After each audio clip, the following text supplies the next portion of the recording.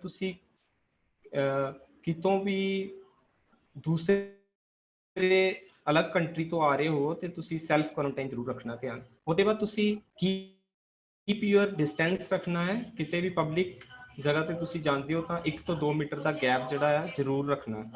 ਉਹਦੇ ਬਾਅਦ avoid crowded places, ਜੋ ਵੀ ਕਰਾਊਡਡ ਪਲੇਸਿਸ ਹੈ ਜਿੱਥੇ ਭੀੜ ਭਾੜ ਵਾਲਾ ਇਲਾਕਾ ਹੈ ਉਹਦੇ ਤੋਂ ਤੁਸੀਂ ਦੂਰ ਰਹਿਣਾ ਹੈ।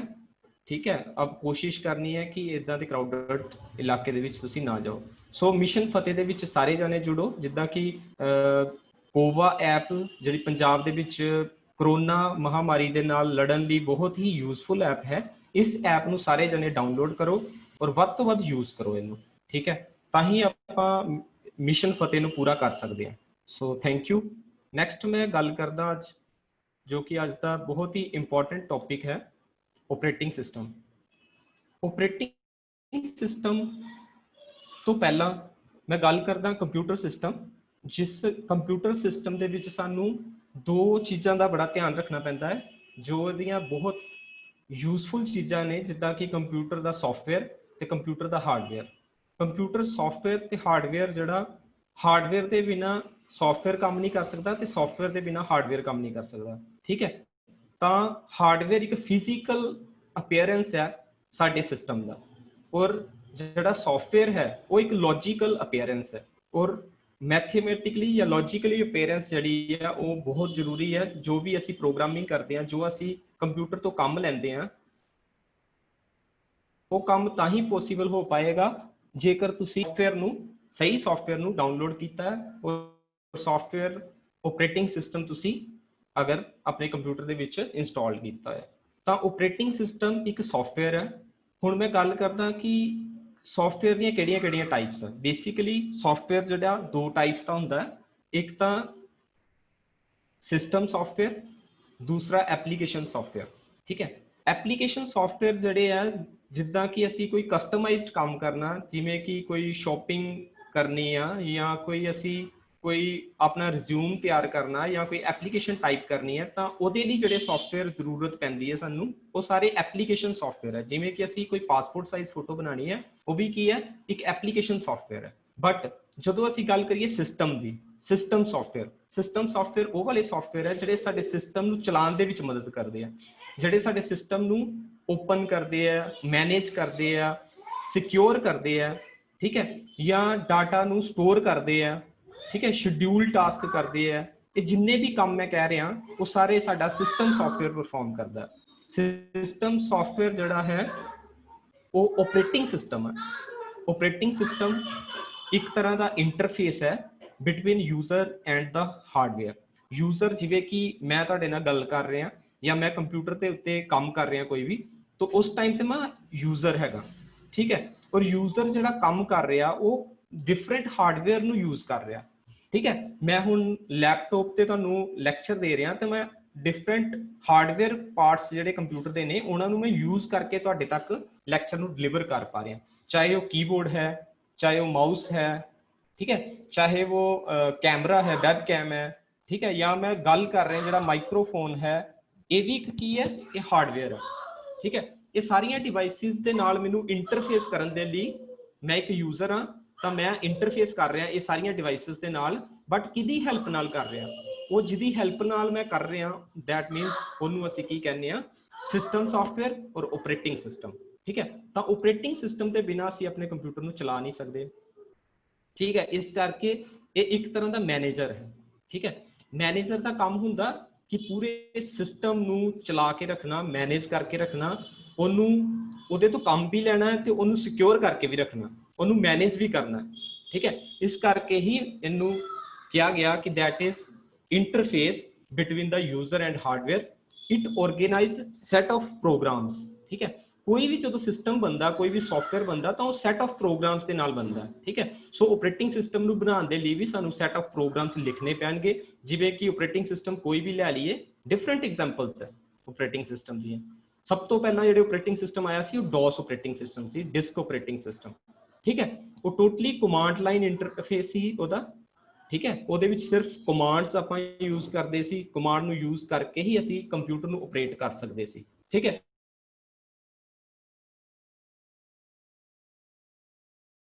ਜਿਹੜੇ ਡਿਫਰੈਂਟ ਉਹਦੇ ਬਾਅਦ ਆਪਰੇਟਿੰਗ ਸਿਸਟਮ ਆਇਆ, ਇਹ ਸਾਰੇ ਜਿਹੜੇ ਹੈਗੇ ਨੇ ਇਹ ਗ੍ਰਾਫਿਕਲ ਯੂਜ਼ਰ ਇੰਟਰਫੇਸ ਨੇ, ਬਟ ਜਿਹੜਾ DOS ਆਪਰੇਟਿੰਗ ਸਿਸਟਮ ਸੀ ਉਹ ਕਮਾਂਡ ਲਾਈਨ ਇੰਟਰਫੇਸ ਸੀ, ਠੀਕ ਹੈ। ਸੋ ਮੈਂ ਗੱਲ ਕਰ ਰਿਹਾ ਸੀ ਸੌਫਟਵੇਅਰ ਦੀ, ਆਪਰੇਟਿੰਗ ਸਿਸਟਮ ਦੀ, ਤਾਂ ਉਹਦੇ ਵਿੱਚ ਜਿਹੜਾ ਅਸੀਂ ਆਪਰੇਟਿੰਗ ਸਿਸਟਮ ਤਿਆਰ ਕੀਤਾ ਹੈ ਉਹ ਸੈਟ ਆਫ ਪ੍ਰੋਗਰਾਮਸ ਨੂੰ ਲਿਖ ਕੇ ਟਾਈਪ ਕਰਕੇ ਆਪਾਂ ਉਹਨੂੰ ਤਿਆਰ ਕੀਤਾ ਹੈ। ਜਿਵੇਂ ਕਿ ਅਸੀਂ DOS ਦੀ ਗੱਲ ਕਰ ਲਈਏ ਜਾਂ ਵਿੰਡੋ ਦੀ ਗੱਲ ਕਰ ਲਈਏ ਤਾਂ ਉਹ ਕਿਹਦੇ ਵਿੱਚ ਬਣਿਆ, ਉਹ C ਲੈਂਗੁਏਜ ਨੂੰ ਆਪਾਂ C ਲੈਂਗੁਏਜ ਦੇ ਵਿੱਚ ਪ੍ਰੋਗਰਾਮਿੰਗ ਕਰਕੇ ਬਣਾਇਆ ਗਿਆ, ਠੀਕ ਹੈ। ਸੋ ਇਸ ਕਰਕੇ ਇਹਨੂੰ ਕਿਹਾ ਗਿਆ ਕਿ ਇਹ ਸੈਟ ਆਫ ਪ੍ਰੋਗਰਾਮਸ ਨੂੰ ਅਸੀਂ ਟਾਈਪ ਕਰਕੇ ਇੱਕ ਸੌਫਟਵੇਅਰ ਤਿਆਰ ਕੀਤਾ ਜਾਂ ਇੱਕ ਸਿਸਟਮ ਸੌਫਟਵੇਅਰ ਤਿਆਰ ਕੀਤਾ ਆਪਰੇਟਿੰਗ ਸਿਸਟਮ।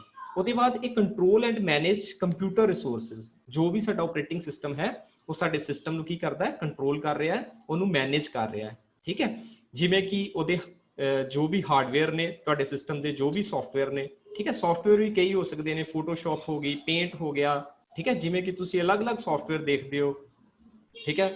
ਉਹ ਸਾਰੇ ਸੌਫਟਵੇਅਰ ਤੇ ਉਹ ਸਾਰੇ ਹਾਰਡਵੇਅਰ ਜਿਹੜੇ ਵੀ ਕੰਪਿਊਟਰ ਦੇ ਨਾਲ ਅਟੈਚ ਨੇ, ਉਹਨਾਂ ਸਾਰਿਆਂ ਨੂੰ ਹੀ ਉਹ ਕੰਟਰੋਲ ਤੇ ਮੈਨੇਜ ਕਰਦਾ, ਠੀਕ ਹੈ। ਇਸ ਕਰਕੇ ਇਹਨੂੰ ਮੈਂ ਮੈਨੇਜਰ ਵੀ ਕਹਿੰਦੇ ਹਾਂ, ਕਹਿ ਸਕਦੇ ਹਾਂ ਆਪਾਂ ਇਹਨੂੰ ਮੈਨੇਜਰ ਵੀ ਕਹਿ ਸਕਦੇ ਹਾਂ ਆਪਰੇਟਿੰਗ ਸਿਸਟਮ ਨੂੰ। ਉਹਦੇ ਬਾਅਦ ਸ਼ਡਿਊਲ ਕਰਦਾ ਟਾਸਕ, ਜੋ ਵੀ ਕੰਮ ਆਪਾਂ ਕਰ ਰਹੇ ਹਾਂ, ਚਾਹੇ ਮੈਂ ਲੈਕਚਰ ਦੇ ਰਿਹਾ, ਚਾਹੇ ਤੁਸੀਂ ਕੁਝ ਟਾਈਪ ਕਰ ਰਹੇ ਹੋ, ਚਾਹੇ ਤੁਸੀਂ ਵੀਡੀਓ ਦੇਖ ਰਹੇ ਹੋ YouTube ਤੇ, ਚਾਹੇ ਤੁਸੀਂ Facebook ਤੇ ਲੱਗੇ ਹੋਏ ਹੋ, ਠੀਕ ਹੈ। ਉਹ ਸਾਰਾ ਕੰਮ ਜੋ ਵੀ ਤੁਸੀਂ ਟਾਸਕ ਪਰਫਾਰਮ ਕਰ ਰਹੇ ਹੋ, ਉਹ ਸਾਰਿਆਂ ਨੂੰ ਹੀ ਇਹ ਕੀ ਕਰਦਾ, ਸ਼ਡਿਊਲ ਕਰਦਾ, ਉਹਨਾਂ ਨੂੰ ਚਲਾਉਂਦਾ, ਉਹਨਾਂ ਨੂੰ ਚਲਾਉਣ ਦੇ ਵਿੱਚ ਹੈਲਪ ਕਰਦਾ ਹੈ, ਠੀਕ ਹੈ। ਆਪਰੇਟਿੰਗ ਸਿਸਟਮ ਨੂੰ ਯੂਜ਼ ਕਰਕੇ ਤੁਸੀਂ ਇਹਨਾਂ ਨੂੰ ਚਲਾ ਸਕਦੇ ਹੋ। ਮੈਨੇਜ ਸਟੋਰੇਜ, ਸਟੋਰੇਜ ਮਤਲਬ ਜਿੱਦਾਂ ਕੋਈ ਵੀ ਡਾਟਾ ਅਸੀਂ ਸਟੋਰ ਕਰਨਾ ਹੈ, ਕਿਵੇਂ ਕਰਨਾ ਹੈ, ਉਹਨੂੰ ਅਸੀਂ ਡਾਟਾ ਨੂੰ ਟਾਈਪ ਕਰਾਂਗੇ ਜਾਂ ਫਿਰ ਕੋਈ ਵੀ ਗਾਣਾ ਤੁਸੀਂ ਲੋਡ ਕਰੋਗੇ, ਉਹ ਗਾਣਾ ਜਿਹੜਾ ਕਿਤੇ ਤੇ ਜਾਏਗਾ ਉਹ ਸਾਡੀ ਸਟੋਰੇਜ ਏਰੀਆ 'ਚ ਜਾਏਗਾ। ਉਹ ਸਟੋਰੇਜ ਏਰੀਆ ਬੇਸਿਕਲੀ 2 ਟਾਈਪਸ ਦਾ ਹੈ, ਤੁਹਾਨੂੰ ਪਤਾ ਹੈ, ਜਿਵੇਂ ਕਿ ਪ੍ਰਾਇਮਰੀ ਤੇ ਸੈਕੰਡਰੀ,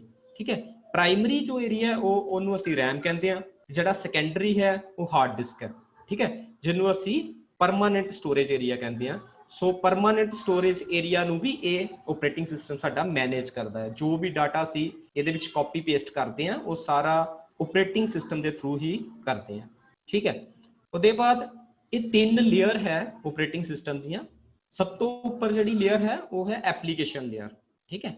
ਐਪਲੀਕੇਸ਼ਨ ਏਰੀਆ, ਜੋ ਜਿੱਦਾਂ ਮੈਂ ਵਰਡ ਦੀ ਗੱਲ ਕੀਤੀ, ਐਕਸਲ ਦੀ ਗੱਲ ਕੀਤੀ, ਠੀਕ ਹੈ, ਫੋਟੋਸ਼ਾਪ ਦੀ ਗੱਲ ਕੀਤੀ, ਕੋਰਲ ਦੀ ਗੱਲ ਕਰ ਲਓ, ਕੋਈ ਵੀ ਸੌਫਟਵੇਅਰ ਜੋ ਵੀ ਤੁਸੀਂ ਯੂਜ਼ ਕਰ ਰਹੇ ਹੋ ਕੰਪਿਊਟਰ ਤੇ, ਉਹ ਸਾਰਾ ਪੋਰਸ਼ਨ ਜੋ ਹੈ ਉਹ ਐਪਲੀਕੇਸ਼ਨ ਏਰੀਆ।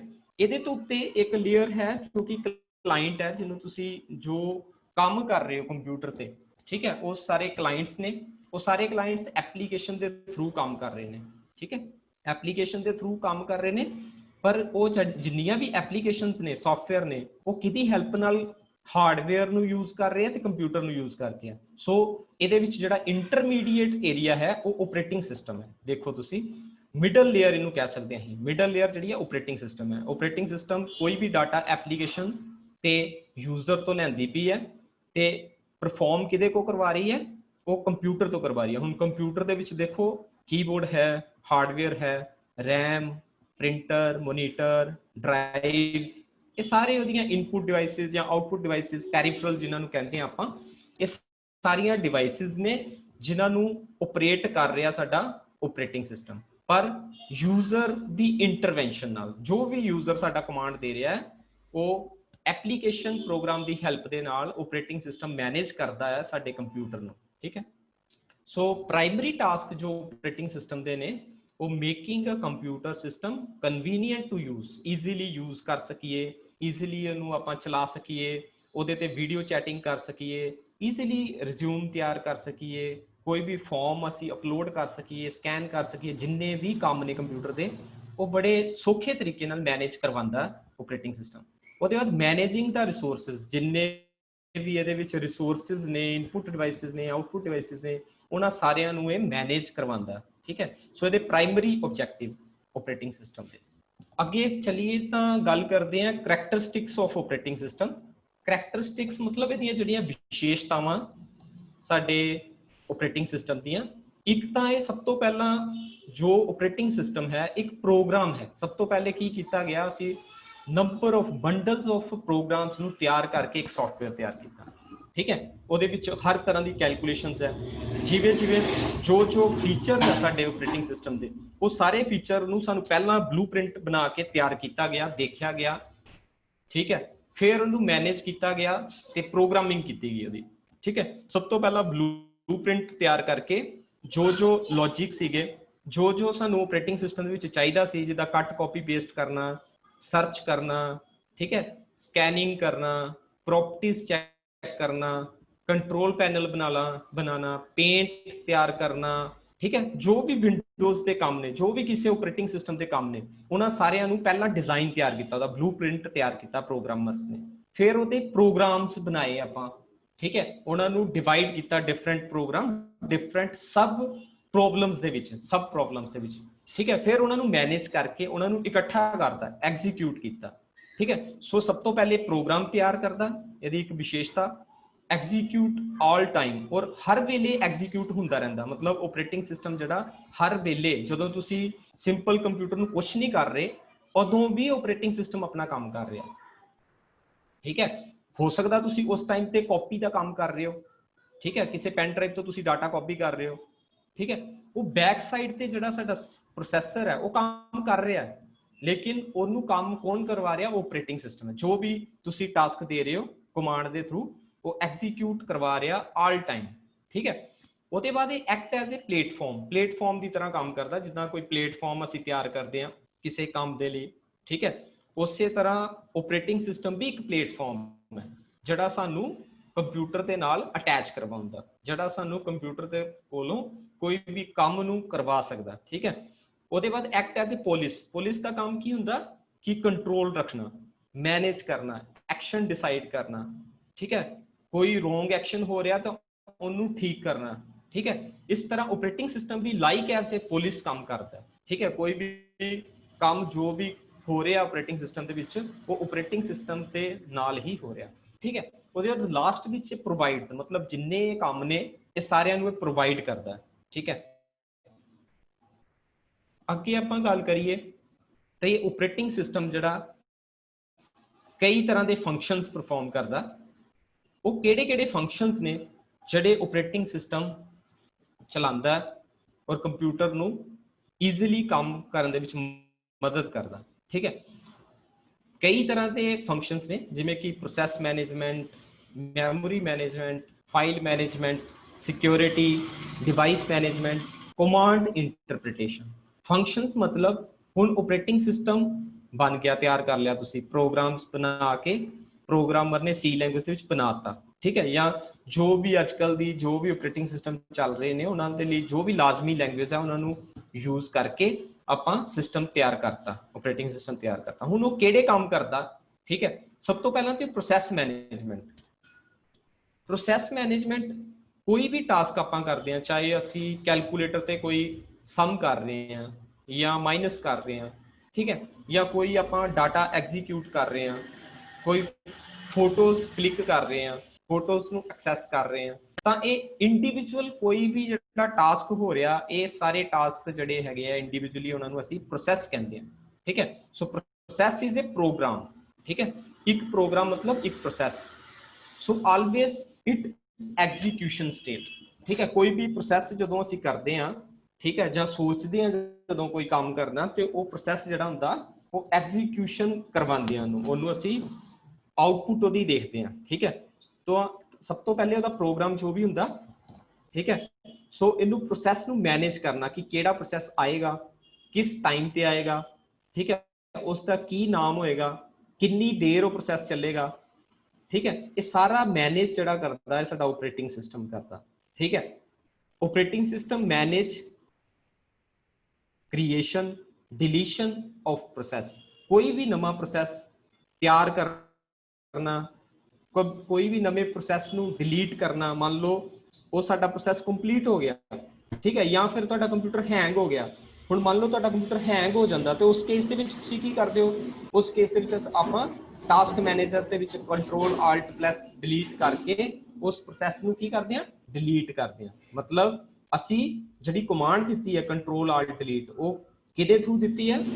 ਉਹ ਆਪਰੇਟਿੰਗ ਸਿਸਟਮ ਦੇ ਥਰੂ ਆਪਾਂ ਕਮਾਂਡ ਦਿੱਤੀ ਹੈ ਕਿ ਜਿਹੜਾ ਸਾਡਾ ਪ੍ਰੋਸੈਸ ਜਿਹੜਾ ਕੰਮ ਨਹੀਂ ਕਰ ਰਿਹਾ, ਉਸ ਪ੍ਰੋਸੈਸ ਨੂੰ ਅਸੀਂ ਕੀ ਕਰਤਾ? ਡਿਲੀਟ ਕਰਤਾ, ਤਾਂ ਕਿ ਸਾਡਾ ਕੰਪਿਊਟਰ ਕੰਟੀਨਿਊਸਲੀ ਆਈਡਲ ਸਟੇਟ ਦੇ ਵਿੱਚ ਨਾ ਜਾਏ। ਠੀਕ ਹੈ, ਅਸੀਂ ਕੋਸ਼ਿਸ਼ ਕਰਨੀ ਹੈ ਕਿ ਸਾਡਾ ਕੰਪਿਊਟਰ ਆਈਡਲ ਸਟੇਟ ਦੇ ਵਿੱਚ ਨਾ ਜਾਏ, ਫ੍ਰੀ ਸਟੇਟ ਦੇ ਵਿੱਚ ਨਾ ਜਾਏ, ਕਿ ਉਹ ਕੋਈ ਨਾ ਕੋਈ ਕੰਮ ਕਰਦਾ ਰਹੇ। ਠੀਕ ਹੈ, ਸੋ ਇਸ ਕਰਕੇ ਸਾਡਾ ਆਪਰੇਟਿੰਗ ਸਿਸਟਮ ਪ੍ਰੋਸੈਸ ਨੂੰ ਕ੍ਰੀਏਟ ਵੀ ਕਰਦਾ, ਪ੍ਰੋਸੈਸ ਨੂੰ ਡਿਲੀਟ ਵੀ ਕਰਦਾ। ਠੀਕ ਹੈ, ਜਦੋਂ ਕਿਸੇ ਪ੍ਰੋਸੈਸ ਦੀ ਨਹੀਂ ਜ਼ਰੂਰਤ, ਜਾਂ ਸਾਨੂੰ ਮੰਨ ਲਓ ਕਿਸੇ ਪ੍ਰੋਸੈਸ ਨੂੰ ਮੌਕੇ ਤੇ ਬੰਦ ਕਰਨਾ ਪੈਂਦਾ, ਇੰਟਰਪਟ ਕਰਨਾ ਪੈਂਦਾ, ਉਹਨੂੰ ਕਹਿੰਦੇ ਆ ਇੰਟਰਪਟ। ਠੀਕ ਹੈ, ਇੰਟਰਪਟ ਮਤਲਬ ਅਸੀਂ ਮੌਕੇ ਤੇ ਕਿਸੇ ਟਾਸਕ ਨੂੰ ਕੁਛ ਦੇਰ ਲਈ ਬੰਦ ਕਰਨਾ, ਜਾਂ ਕੰਪਲੀਟਲੀ ਅਸੀਂ ਉਹਨੂੰ ਬੰਦ ਕਰ ਦੇਣਾ ਹੈ, ਤਾਂ ਉਸ ਟਾਸਕ ਨੂੰ ਆਪਾਂ ਆਪਰੇਟਿੰਗ ਸਿਸਟਮ ਦੇ ਨਾਲ ਪ੍ਰੋਸੈਸ ਨੂੰ ਡਿਲੀਟ ਕਰ ਸਕਦੇ ਹਾਂ। ਠੀਕ ਹੈ, ਉਹਦੇ ਬਾਅਦ ਮੈਥਡ ਫਾਰ ਪ੍ਰੋਸੈਸ ਮੈਨੇਜਮੈਂਟ। ਹੁਣ ਇਹ ਪ੍ਰੋਸੈਸ ਨੂੰ ਮੈਨੇਜ ਕਰਨ ਦਾ ਕੀ ਮੈਥਡ ਹੈ? ਠੀਕ ਹੈ, ਆਪਰੇਟਿੰਗ ਸਿਸਟਮ ਕਿੱਦਾਂ ਇਹਨੂੰ ਫੋਲੋ ਕਰਦਾ, ਕਿੱਦਾਂ ਕਿਸੇ ਪ੍ਰੋਸੈਸ ਨੂੰ ਐਗਜ਼ੀਕਿਊਟ ਕਰਦਾ, ਕ੍ਰੀਏਟ ਕਰਦਾ ਤੇ ਡਿਲੀਟ ਕਰਦਾ। ਠੀਕ ਹੈ, ਸਭ ਤੋਂ ਪਹਿਲਾਂ ਕੀ ਕਰਦਾ ਉਹ? Manually loading mechanism. ਇਹ ਜੋ ਵੀ ਕੰਮ ਹੁੰਦੇ ਆ ਉਹਨੂੰ ਮੈਨੂਅਲੀ ਲੋਡਿੰਗ ਕਰਕੇ, ਠੀਕ ਹੈ, ਮੈਨੂਅਲੀ ਲੋਡ ਕਰਕੇ ਉਹਨੂੰ ਉਹ ਕੰਪਲੀਟ ਕਰ ਸਕਦਾ। ਦੂਸਰਾ ਬੈਚ ਪ੍ਰੋਸੈਸਿੰਗ ਕਰਕੇ। ਠੀਕ ਹੈ, ਬੈਚ ਪ੍ਰੋਸੈਸਿੰਗ ਮੈਂ ਅੱਗੇ ਗੱਲ ਕਰਾਂਗਾ।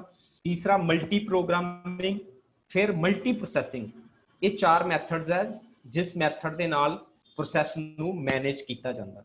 ਠੀਕ ਹੈ, ਪ੍ਰੋਸੈਸ ਮੈਨੇਜਮੈਂਟ ਇਨ ਅਰਲੀ ਸਿਸਟਮ। ਸਭ ਤੋਂ ਪਹਿਲਾਂ ਪ੍ਰੋਸੈਸ ਮੈਨੇਜਮੈਂਟ ਨੂੰ ਕਰਨ ਦੇ ਲਈ ਸਭ ਤੋਂ ਪਹਿਲੀ ਸਟੇਜ ਕੀ ਹੈ? ਸਭ ਤੋਂ ਪਹਿਲੇ ਪ੍ਰੋਗਰਾਮਰ ਜੋ ਹੈ ਉਹ ਕੋਈ ਪ੍ਰੋਗਰਾਮ ਤਿਆਰ ਕਰਦਾ। ਠੀਕ ਹੈ, ਉਹ ਪ੍ਰੋਗਰਾਮਸ ਦੈਨ ਉਸ ਪ੍ਰੋਗਰਾਮ ਨੂੰ ਉਹ ਕਿਸੇ ਇਨਪੁਟ ਡਿਵਾਈਸ, ਕਿਸੇ ਸਟੋਰੇਜ ਡਿਵਾਈਸ ਦੇ ਵਿੱਚ ਪਾਉਂਦਾ। ਠੀਕ ਹੈ, ਕੋਈ ਵੀ ਅੱਜ ਕੱਲ੍ਹ ਜਿੱਦਾਂ ਪੈਨ ਡਰਾਈਵ ਹੋ ਗਈ, ਪਹਿਲਾਂ ਪੰਚ ਕਾਰਡ ਹੁੰਦੇ ਸੀ, ਪੰਚ ਕਾਰਡ ਦੇ ਵਿੱਚ ਪ੍ਰੋਗਰਾਮ ਜਿਹੜਾ ਪੰਚ ਕਾਰਡ ਦੇ ਵਿੱਚ ਪਾ ਦਿੱਤਾ ਜਾਂਦਾ। ਪਹਿਲੇ ਰਾਈਟ ਕਰ ਲਿਆ, ਫਿਰ ਉਹਨੂੰ ਕਿਸੇ ਡਿਵਾਈਸ ਦੇ ਵਿੱਚ ਸਟੋਰ ਕਰਤਾ। ਉਹਦੇ ਬਾਅਦ ਉਹ ਕਾਰਡ ਜਿਹੜਾ ਹੁੰਦਾ ਪੰਚ ਕਾਰਡ, ਉਹਨੂੰ ਸਬਮਿਟ ਕਰਤਾ ਕੰਪਿਊਟਰ ਸੈਂਟਰ ਦੇ ਵਿੱਚ ਦੁਬਾਰਾ। ਠੀਕ ਹੈ, ਫਿਰ ਕਾਰਡ ਐਂਡ ਡਾਟਾ ਵਰ ਮੈਨੂਅਲੀ ਲੋਡਡ।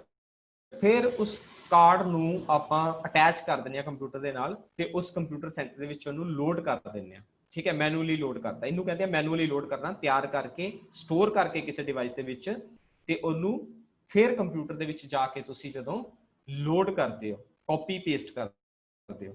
ਠੀਕ ਹੈ, ਉਹਨੂੰ ਕਹਿੰਦੇ ਮੈਨੂਅਲੀ ਲੋਡ ਕਰਨਾ। ਮਤਲਬ ਅਸੀਂ ਆਨਲਾਈਨ ਨਹੀਂ ਬੈਠੇ ਹੋਏ, ਅਸੀਂ ਪ੍ਰੋਗਰਾਮ ਨੂੰ ਤਿਆਰ ਕਰ ਦਿੰਦੇ ਹਾਂ, ਰਾਈਟ ਕਰ ਦਿੰਦੇ ਹਾਂ, ਸਟੋਰ ਕਰਕੇ ਫਿਰ ਦੁਬਾਰਾ ਕਿਸੇ ਵੀ ਸਿਸਟਮ 'ਚ ਕਿਸੇ ਵੀ ਕੋਲ ਜਾ ਕੇ ਤੁਸੀਂ ਉਸ ਪ੍ਰੋਗਰਾਮ ਨੂੰ ਜਦੋਂ ਚਲਾਉਂਦੇ ਹੋ ਤੇ ਉਹਨੂੰ ਕਹਿੰਦੇ ਆ ਮੈਨੂਅਲੀ ਲੋਡਿੰਗ। ਠੀਕ ਹੈ, ਉਹਦੇ ਬਾਅਦ result of execution of job was printed on the punch card. ਫਿਰ ਕੀ ਹੁੰਦਾ? ਜਦੋਂ ਅਸੀਂ ਮੈਨੂਅਲੀ ਲੋਡ ਕਰ ਦਿੰਦੇ ਹਾਂ ਤਾਂ ਫਿਰ ਸਾਡਾ ਆਪਰੇਟਿੰਗ ਸਿਸਟਮ ਜਿਹੜਾ ਹੈ ਉਹ ਪ੍ਰੋਸੈਸ ਨੂੰ ਕ੍ਰੀਏਟ ਕਰ ਦਿੰਦਾ, ਤਿਆਰ ਕਰ ਦਿੰਦਾ। ਫਿਰ ਕੀ ਹੁੰਦਾ? ਉਹ ਪ੍ਰੋਸੈਸ ਜਿਹੜਾ ਹੈ ਉਹ ਐਗਜ਼ੀਕਿਊਟ ਹੋਣਾ ਸ਼ੁਰੂ ਹੋ ਜਾਂਦਾ। ਠੀਕ ਹੈ, ਸੋ ਐਗਜ਼ੀਕਿਊਟ ਹੋਣ ਦੇ ਬਾਅਦ ਕੋਈ ਵੀ ਐਗਜ਼ੀਕਿਊਸ਼ਨ ਮਤਲਬ ਜਾਂ ਤਾਂ YouTube ਤੇ ਵੀਡੀਓ ਦੇਖ ਰਹੇ ਹੋ ਤੁਸੀਂ, ਜਾਂ ਕੋਈ ਪ੍ਰੋਗਰਾਮਿੰਗ ਤੁਸੀਂ ਬਣਾਈ ਆ, ਉਹਨੂੰ ਤੁਸੀਂ ਐਗਜ਼ੀਕਿਊਟ ਕੀਤਾ ਤਾਂ ਉਹ ਕੋਈ ਕੰਮ ਕਰੇਗਾ, ਕੋਈ ਰਿਜ਼ਲਟ ਓਬਟੇਨ ਕਰੇਗਾ। ਹੁਣ ਉਸ ਰਿਜ਼ਲਟ ਨੂੰ ਜਾਂ ਤੇ ਤੁਸੀਂ ਦੇਖ ਸਕਦੇ ਹੋ, ਠੀਕ ਹੈ, ਆਨਲਾਈਨ ਵਿਜ਼ੀਬਲੀ ਦੇਖ ਸਕਦੇ ਹੋ, ਜਾਂ ਫਿਰ ਉਹਨੂੰ ਤੁਸੀਂ ਹਾਰਡ ਕਾਪੀ ਦੇ ਵਿੱਚ ਵੀ ਕਨਵਰਟ ਕਰ ਸਕਦੇ ਹੋ ਯੂਜ਼ਿੰਗ ਪ੍ਰਿੰਟਰ। ਠੀਕ ਹੈ, ਸੋ ਇਹ ਰਿਜ਼ਲਟ ਜਿਹੜਾ ਐਗਜ਼ੀਕਿਊਟ ਹੁੰਦਾ ਤੇ ਪ੍ਰਿੰਟ ਹੋ ਸਕਦਾ। ਉਹਦੇ ਬਾਅਦ ਮੈਮੋਰੀ ਮੈਨੇਜਮੈਂਟ ਹੋਰ ਕੀ ਕਰਦੀ ਹੈ? ਟੇਕ ਕੇਅਰ ਆਫ ਮੇਨ ਮੈਮੋਰੀ। ਇਹਦੇ ਵਿੱਚ ਧਿਆਨ ਰੱਖਣਾ ਕਿ ਕੋਈ ਵੀ ਜਿਹੜਾ ਆਪਰੇਟਿੰਗ ਸਿਸਟਮ ਹੈ ਜਦੋਂ ਪ੍ਰੋਸੈਸ ਨੂੰ ਚਲਾਉਂਦਾ ਹੈ, ਮੈਨੇਜ ਕਰਦਾ, ਤਾਂ ਮੈਮੋਰੀ ਮੈਨੇਜਮੈਂਟ ਦੇ ਵਿੱਚ ਮੇਨ ਮੈਮੋਰੀ ਡਿਵਾਈਸ ਜਿਹੜੀ ਹੈ ਰੈਮ। ਠੀਕ ਹੈ, ਕੋਈ ਵੀ ਪ੍ਰੋਸੈਸ ਜਿਹੜਾ ਹੈ ਉਹ ਰੈਡੀ ਸਟੇਟ, ਐਗਜ਼ੀਕਿਊਸ਼ਨ ਸਟੇਟ ਉਹਦੀ ਜਿਹੜੀ ਹੈ ਉਹ ਮੇਨ ਮੈਮੋਰੀ ਹੈ। ਠੀਕ ਹੈ, ਰੈਮ, ਕਿਉਂਕਿ ਰੈਮ ਨਹੀਂ ਹੋਏਗੀ ਤੇ ਉਸ ਟਾਸਕ ਨੂੰ ਆਪਾਂ ਨਹੀਂ ਚਲਾ ਸਕਦੇ। ਠੀਕ ਹੈ, ਇਸ ਕਰਕੇ ਮੇਨ ਮੈਮੋਰੀ ਦੇ ਵਿੱਚ ਹੀ ਕੋਈ ਪ੍ਰੋਸੈਸ ਚੱਲਦਾ ਹੈ ਜਾਂ ਡਿਲੀਟ ਹੁੰਦਾ ਹੈ। ਠੀਕ ਹੈ, ਇਸ ਕਰਕੇ ਮੇਨ ਮੈਮੋਰੀ ਦਾ ਬੜਾ ਧਿਆਨ ਰੱਖਣਾ ਪੈਂਦਾ। ਮੇਨ ਮੈਮੋਰੀ ਜਿੰਨੀ ਜ਼ਿਆਦਾ ਹੋਏਗੀ ਉਨੀ ਤੁਹਾਡੇ ਕੰਪਿਊਟਰ ਦੀ ਸਪੀਡ ਵੱਧ ਹੋਏਗੀ। ਠੀਕ ਹੈ, ਕਿਉਂਕਿ ਅਸੀਂ ਅੱਗੇ ਗੱਲ ਕਰਾਂਗੇ ਮਲਟੀ ਪ੍ਰੋਗਰਾਮਿੰਗ, ਮਲਟੀ ਪ੍ਰੋਸੈਸਿੰਗ। ਉਸ ਕੇਸ ਦੇ ਵਿੱਚ ਨੰਬਰ ਆਫ ਪ੍ਰੋਗਰਾਮਸ ਹੋਣਗੇ, ਨੰਬਰ ਆਫ ਟਾਸਕ। ਤੁਸੀਂ ਜਦੋਂ ਕੰਪਿਊਟਰ ਤੇ ਬੈਠੇ ਹੋ, ਤੁਸੀਂ ਇੱਕੋ ਟਾਈਮ ਤੇ ਰਿਜ਼ਿਊਮ ਵੀ ਤਿਆਰ ਕਰ ਰਹੇ ਹੋ, ਤੁਸੀਂ ਸੌਂਗ ਵੀ ਸੁਣ ਰਹੇ ਹੋ, ਠੀਕ ਹੈ, ਜਾਂ ਤੁਸੀਂ ਨੈਟ ਦਾ ਕੰਮ ਵੀ ਪਿੱਛੇ ਚੱਲ ਰਿਹਾ, ਜਾਂ ਕਾਪੀ ਪੇਸਟ ਵੀ ਡਾਟਾ ਹੋ ਰਿਹਾ ਹੈ, ਮਲਟੀਪਲ ਵਰਕ ਚੱਲ ਰਹੇ ਹੈ। ਉਸ ਟਾਈਮ ਤੇ ਜਿੰਨੀ ਵੱਧ ਮੇਨ ਮੈਮਰੀ ਹੋਏਗੀ ਉਨਾ ਜ਼ਿਆਦਾ ਸਪੀਡ ਤੁਹਾਡੇ ਕੰਪਿਊਟਰ ਦੀ ਹੋਏਗੀ। ਠੀਕ ਹੈ, so take care of main memory ਸਭ ਤੋਂ ਜ਼ਰੂਰੀ ਚੀਜ਼। ਉਹਦੇ ਬਾਅਦ deal with part of memory in use. And the memory part which is not in use, ठीक है, ये डील करता है कि मैमरी किस टाइम ते कितनी मैमरी यूज हो रही है, केडी टास्क कितना स्पेस लै रही है मैमरी दे विच, ठीक है। फिर उस प्रोसैस का अगर कोई काम नहीं है, मान लो काम खत्म हो गया, प्रोसैस खत्म हो गया या डिले हो गया, कुछ देर ਲਈ रुक गया, ਤਾਂ ਉਹਨੇ ਕੀ ਕਰਨਾ, ਸਾਡੇ ਆਪਰੇਟਿੰਗ ਸਿਸਟਮ ਨੇ ਉਸ ਪ੍ਰੋਸੈਸ ਨੂੰ ਕੀ ਕਰਨਾ, ਉਹਨੂੰ ਰੋਕ ਦੇਣਾ ਉਸ ਪ੍ਰੋਸੈਸ ਨੂੰ, ਠੀਕ ਹੈ। ਔਰ ਉਸ ਪੋਰਸ਼ਨ ਆਫ ਮੈਮਰੀ ਨੂੰ ਨਾ ਰਿਲੀਜ਼ ਕਰ ਦੇਣਾ।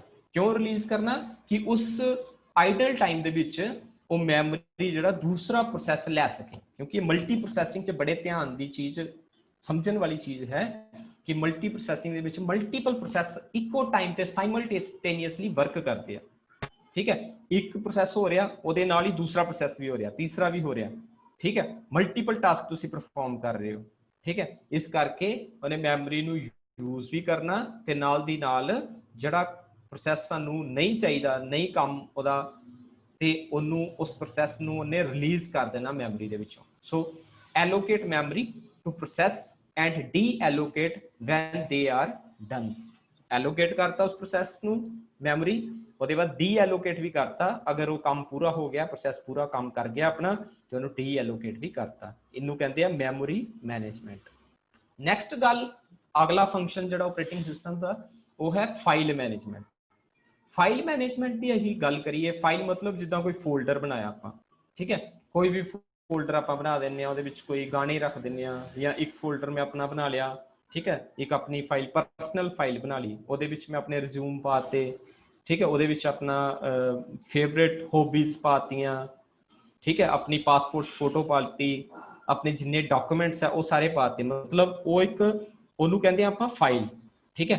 ਉਹ ਜਿਹੜੀ ਫਾਈਲ ਹੈ, it is a collection of related information, ठीक है, जो भी इन्फॉर्मेशन है ਤੁਹਾਡੀ ਉਹ रिलेटेड इन्फॉर्मेशन ਨੂੰ ਕਲੈਕਟ ਕਰਦੀ ਆ, ਉਹਨੂੰ ਕਹਿੰਦੇ ਆਪਾਂ ਫਾਈਲ। ਸੋ ਜਿਹੜਾ ਸਾਡਾ ਆਪਰੇਟਿੰਗ ਸਿਸਟਮ ਹੈ, ਇਹ ਸਾਡੀ ਫਾਈਲਸ ਨੂੰ ਵੀ ਕੀ ਕਰਦਾ, ਕਲੈਕਟ ਕਰਦਾ, ਫਾਈਲ ਨੂੰ ਵੀ ਕੀ ਕਰਦਾ, ਮੈਨੇਜ ਕਰਦਾ, ठीक है। सो फाइल ਨੂੰ ਬਣਾਉਣ ਤੋਂ ਲੈ ਕੇ, ਜਦੋਂ ਫਾਈਲ ਨਵੀਂ ਬਣਾਉਂਦੇ ਆ, ਕਿੱਦਾਂ ਬਣਾਉਂਦੇ ਆ, ਨਿਊ ਫੋਲਡਰ, ਠੀਕ ਹੈ, ਰਾਈਟ ਕਲਿੱਕ ਕਰਕੇ ਆਪਾਂ ਨਿਊ ਤੇ ਕਲਿੱਕ ਕਰਦੇ ਆ, ਤਾਂ ਨਿਊ ਫੋਲਡਰ ਬਣਾਉਂਦੇ ਆ। ਫਿਰ ਉਸ ਫੋਲਡਰ ਨੂੰ ਤੁਸੀਂ ਕੋਈ ਨਾਮ ਦੇ ਸਕਦੇ ਹੋ ਆਪਣਾ, ਉਹਨੂੰ ਕਹਿੰਦੇ ਆ ਰੀਨੇਮ, ਰੀਨੇਮਿੰਗ ਕਰਨਾ, ਠੀਕ ਹੈ। ਉਸ ਮਤਲਬ ਤੁਸੀਂ ਆਪਣੀ ਫਾਈਲ ਨੂੰ ਰੀਨੇਮ ਕੀਤਾ, ਠੀਕ ਹੈ। ਫਿਰ ਉਸ ਫਾਈਲ ਨੂੰ ਤੁਸੀਂ ਕੀ ਕਰ ਸਕਦੇ ਹੋ, ਓਪਨ ਕਰ ਸਕਦੇ ਹੋ, ਵਿਊ ਦੇਖ ਸਕਦੇ ਹੋ ਉਹਦਾ, ਠੀਕ ਹੈ। ਜੋ ਮੈਂ ਫੋਲਡਰ ਬਣਾਇਆ ਉਹਦਾ ਮੈਂ ਵਿਊ ਦੇਖਿਆ, ਆਪਣੇ ਉਸ ਫੋਲਡਰ ਦੇ ਵਿੱਚ ਜਾ ਕੇ ਮੈਂ ਉਹਦੇ ਵਿੱਚ ਕਾਪੀ ਪੇਸਟ ਕਰਤਾ ਸਾਰਾ ਡਾਟਾ, ਠੀਕ ਹੈ, ਉਹ ਵੀ ਤੁਸੀਂ ਕਰ ਸਕਦੇ ਹੋ। ਉਹਦੇ ਬਾਅਦ ਡਿਲੀਟ ਕਰ ਸਕਦੇ ਹਾਂ ਆਪਾਂ, ਜੋ ਫਾਈਲ ਅਸੀਂ ਬਣਾਈ ਹੈ, ਮੰਨ ਲਓ ਉਹ ਫਾਈਲ ਸਾਨੂੰ ਨਹੀਂ ਯੂਜ਼ ਕਰਨੀ, ਆਪਾਂ ਨਹੀਂ ਚਾਹੀਦੀ, ਤਾਂ ਅਸੀਂ ਉਸ ਫਾਈਲ ਨੂੰ ਕੀ ਕਰ ਸਕਦੇ ਹਾਂ, ਡਿਲੀਟ ਵੀ ਕਰ ਸਕਦੇ ਹਾਂ। ਸੋ ਦੈਟ ਮੀਨਸ, ਮੇਰੇ ਕਹਿਣ ਦਾ ਮਤਲਬ ਇਹੀ ਆ ਕਿ ਜੋ ਸਾਡਾ ਆਪਰੇਟਿੰਗ ਸਿਸਟਮ ਹੈ, ਉਹਦਾ ਇੱਕ ਕੰਮ ਹੈ ਫਾਈਲ ਮੈਨੇਜਮੈਂਟ ਕਰਨਾ। ਸੋ ਫਾਈਲ ਮੈਨੇਜਮੈਂਟ ਦੇ ਵਿੱਚ ਇਹ ਸਾਰੇ ਕੰਮ ਆ ਜਾਂਦੇ ਆ, ਫਾਈਲ ਨੂੰ ਡਿਲੀਟ ਕਰਨਾ, कॉपी करना, मूव करना, रीनेम एंड व्यू फाइल, ठीक है, ये सारे काम वो करता है। ਉਹਦੇ ਬਾਅਦ ਇਸ ਦੇ ਨਾਲ बैकअप भी करता है फाइल्स ਨੂੰ। बैकअप ਦੀ ਗੱਲ ਕਰੀਏ ਤਾਂ ਫਿਰ primary memory shift to secondary memory, ਮਤਲਬ ਪ੍ਰਾਇਮਰੀ ਮੈਮਰੀ 'ਚ ਜੋ ਡਾਟਾ ਆਪਾਂ ਕਰੰਟਲੀ ਕੰਮ ਕਰਦੇ ਆ, ਉਹ ਪ੍ਰਾਇਮਰੀ ਮੈਮਰੀ 'ਚ ਹੁੰਦਾ, ਰੈਮ 'ਚ ਹੁੰਦਾ।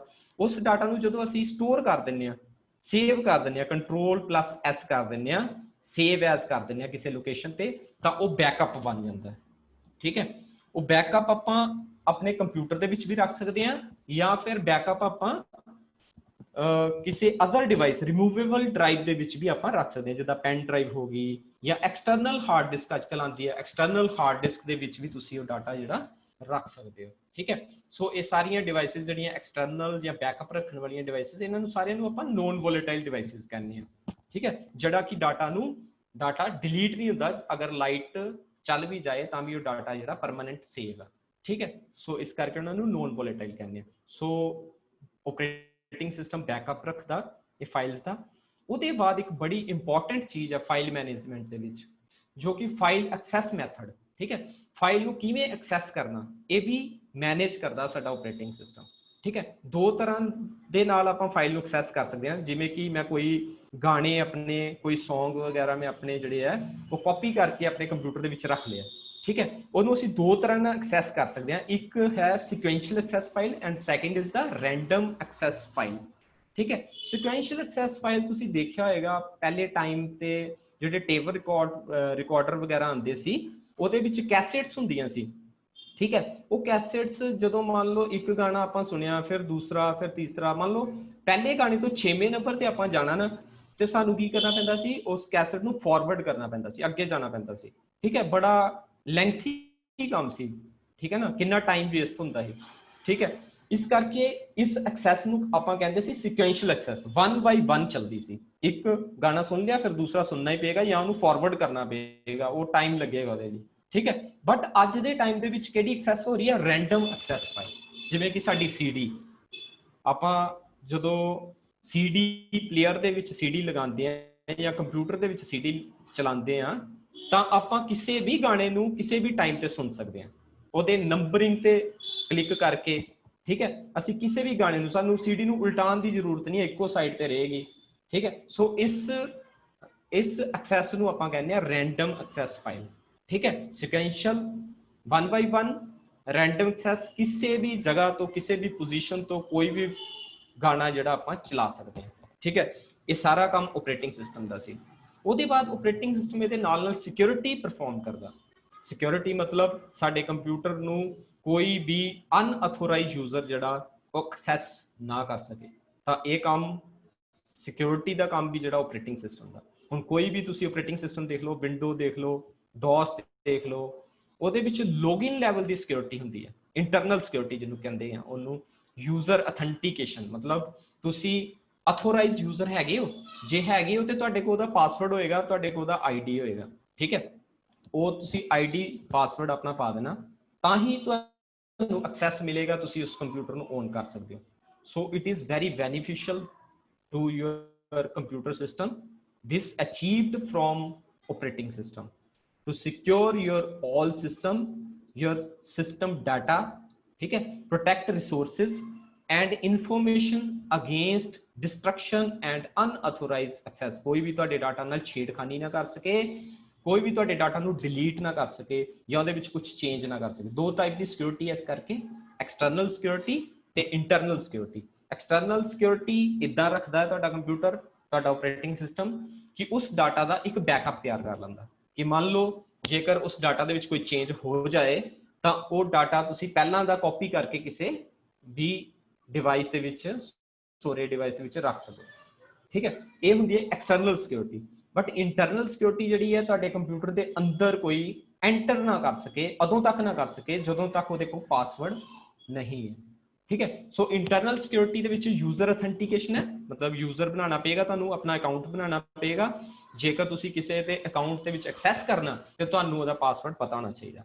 ਠੀਕ ਹੈ, ਸੋ ਐਕਸੈਸ ਕੰਟਰੋਲ ਮਤਲਬ ਜਿੱਦਾਂ ਫਾਈਲਾਂ ਵਗੈਰਾ ਤੁਸੀਂ ਬਣਾਈਆਂ ਹੋਈਆਂ ਨੇ, ਫਾਈਲਸ ਬਣਾਈਆਂ ਹੋਈਆਂ ਨੇ, ਉਸ ਫਾਈਲ ਨੂੰ ਤੁਸੀਂ ਓਪਨ ਤਾਂ ਕਰ ਸਕਦੇ ਹੋ, ਬਟ ਉਹਦੇ ਮੋਡ ਚੇਂਜ ਕਰ ਦਈਏ ਆਪਾਂ। ਉਹਦੇ ਮੋਡ ਇਦਾਂ ਚੇਂਜ ਕਰ ਦਈਏ ਕਿ ਉਹਨੂੰ only read only property set ਕਰ ਦੋ ਜੀ, ਕਿ ਮਤਲਬ ਕੋਈ ਮੇਰੀ ਫਾਈਲ ਨੂੰ ਵਿਊ ਤਾਂ ਕਰ ਸਕੇ ਬਟ ਉਹਦੇ ਵਿੱਚ ਕੋਈ ਰਾਈਟ ਨਾ ਕਰ ਸਕੇ। ਠੀਕ ਹੈ, so very beneficial internal security, user authentication as well as access control. ठीक है, next function of operating system is the device management. Device management means peripheral devices, all peripheral devices like as input devices, like as output devices, ठीक है, storage devices, जिन्नियां भी devices ਜਿਹੜੀਆਂ computer ਦੇ ਨਾਲ attach ਕਰਦੇ ਆ ਆਪਾਂ, ਉਹ ਸਾਰੀਆਂ ਡਿਵਾਈਸਿਸ ਜਿਹੜੀਆਂ ਨੇ ਉਹ ਪੈਰੀਫਰਲ ਡਿਵਾਈਸਿਸ ਨੇ। ਠੀਕ ਹੈ, ਔਰ ਇਹ ਸਾਰੀਆਂ ਡਿਵਾਈਸਿਸ ਨੂੰ ਸਾਡਾ ਆਪਰੇਟਿੰਗ ਸਿਸਟਮ ਜਿਹੜਾ ਮੈਨੇਜ ਕਰਦਾ। ਠੀਕ ਹੈ, ਮੈਂ ਮੰਨ ਲਓ ਇਨਪੁਟ ਡਿਵਾਈਸ ਦੀ ਗੱਲ ਕਰਦਾ ਤਾਂ ਮਾਊਸ ਕਿਹਦੀ ਹੈਲਪ ਨਾਲ ਚਲੇਗਾ, ਆਪਰੇਟਿੰਗ ਸਿਸਟਮ ਦੀ। ਕੀਬੋਰਡ ਕਿਹਦੀ ਹੈਲਪ ਨਾਲ ਚਲੇਗਾ, ਆਪਰੇਟਿੰਗ ਸਿਸਟਮ ਦੀ। ਅਗਰ ਆਪਰੇਟਿੰਗ ਸਿਸਟਮ ਹੈਗਾ ਤਾਂ ਹੀ ਤੁਸੀਂ ਕੀਬੋਰਡ ਨੂੰ ਆਪਣੀ ਡਿਸਪਲੇ ਤੇ ਦੇਖ ਸਕਦੇ ਹੋ। ਅਗਰ ਆਪਰੇਟਿੰਗ ਸਿਸਟਮ ਹੈਗਾ ਤਾਂ ਹੀ ਤੁਸੀਂ ਆਪਣੇ ਮਾਊਸ ਨੂੰ, ਉਹਦੇ ਕਰਜ਼ਰ ਨੂੰ ਡਿਸਪਲੇ ਤੇ ਦੇਖ ਸਕਦੇ ਹੋ। ਜੇਕਰ ਤੁਸੀਂ ਆਪਰੇਟਿੰਗ ਸਿਸਟਮ ਨਹੀਂ ਪਾਇਆ ਹੋਇਆ ਤਾਂ ਤੁਸੀਂ ਉਸ ਡਿਵਾਈਸ ਨੂੰ ਆਪਰੇਟ ਨਹੀਂ ਕਰ ਸਕਦੇ। So very easy thing that manage all peripheral is device management from operating system. It consists of policies and procedures for handling input output devices. ठीक है, ਉਹਦੇ ਬਾਅਦ ਅਸੀਂ ਗੱਲ ਕਰਦੇ ਹਾਂ functions, next function operating system ਦਾ command interpretation. ਇਹ ਵੀ ਆਪਾਂ ਗੱਲ ਕਰਦੇ ਹਾਂ ਕਿ ਜੋ ਵੀ ਕਮਾਂਡ, ਜਿੱਦਾਂ ਮੰਨ ਲਓ ਮੈਂ ਕੋਈ ਫਾਈਲ ਨੂੰ ਡਿਲੀਟ ਕਰਨਾ, ਇੱਕ ਮੈਥਡ ਤੇ ਹੈ ਕਿ ਮਾਊਸ ਨਾਲ ਆਪਾਂ ਕਲਿੱਕ ਕਰੀਏ, ਉਹਨੂੰ ਰਾਈਟ ਕਲਿੱਕ ਕਰਕੇ ਆਪਾਂ ਡਿਲੀਟ ਕਰ ਦਈਏ, ਠੀਕ ਹੈ। ਦੂਸਰਾ ਮੈਥਡ ਹੈ ਕਿ ਮੈਂ ਉਹਨੂੰ ਕਮਾਂਡ, ਕੋਈ ਐਸੀ ਕਮਾਂਡ ਮੇਰੇ ਕੋਲ ਹੋਏ, ਠੀਕ ਹੈ, ਉਸ ਕਮਾਂਡ ਦੇ ਨਾਲ ਮੈਂ ਆਪਣੇ ਕੋਈ ਫਾਈਲ ਜਿਹੜੀ ਹੈਗੀ ਆ ਉਹਨੂੰ ਮੈਂ ਡਿਲੀਟ ਕਰ ਸਕਾਂ, ਠੀਕ ਹੈ। ਉਹ ਤਾਂ ਹੀ ਪੋਸੀਬਲ ਹੈ ਜਦੋਂ ਸਾਡਾ ਆਪਰੇਟਿੰਗ ਸਿਸਟਮ ਕਮਾਂਡ ਇੰਟਰਪ੍ਰੇਟ ਕਰਨਾ ਜਾਣਦਾ, ठीक है। सो आप जो भी कीबोर्ड माउस कीबोर्ड तो जो भी आप कमांड देने वो कमांड इंटरप्रेट करे साडा operating system. So that is possible in operating system because the operating system manage command interpretation. It takes input, ठीक है, it takes input from keyboard like as a command, delete command, ठीक है, understand and execute command, understand करता और उन्होंने execute करता। Any command जो भी ह्यूमन बीइंग, जो भी यूजर कमांड देता उन्होंने एग्जीक्यूट करता। So very important function of the operating system.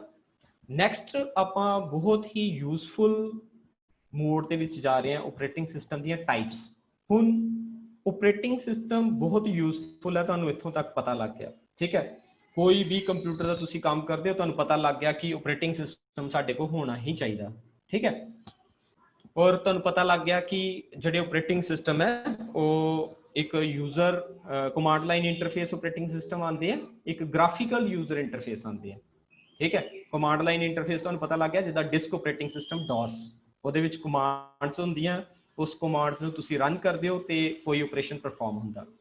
ਉਹਦੇ ਬਾਅਦ ਉਹ ਵੀ ਤੁਹਾਨੂੰ ਪਤਾ ਲੱਗ ਗਿਆ ਸੈਕੰਡ ਜਿਹੜੇ graphical user interface operating system ਨੇ, ਉਹ ਜਿਵੇਂ ਕਿ ਵਿੰਡੋ ਦੀ ਗੱਲ ਕਰ ਲਈਏ, ਲਾਈਨੈਕਸ ਦੀ ਗੱਲ ਕਰ ਲਈਏ, ਮੈਕ ਦੀ ਗੱਲ ਕਰ ਲਈਏ, ਇਹ ਜਿੰਨੇ ਵੀ ਆਪਰੇਟਿੰਗ ਸਿਸਟਮ ਨੇ, ਠੀਕ ਹੈ, ਇਹ ਸਾਰੇ ਆਪਰੇਟਿੰਗ ਸਿਸਟਮ ਗ੍ਰਾਫਿਕਲ ਨੇ।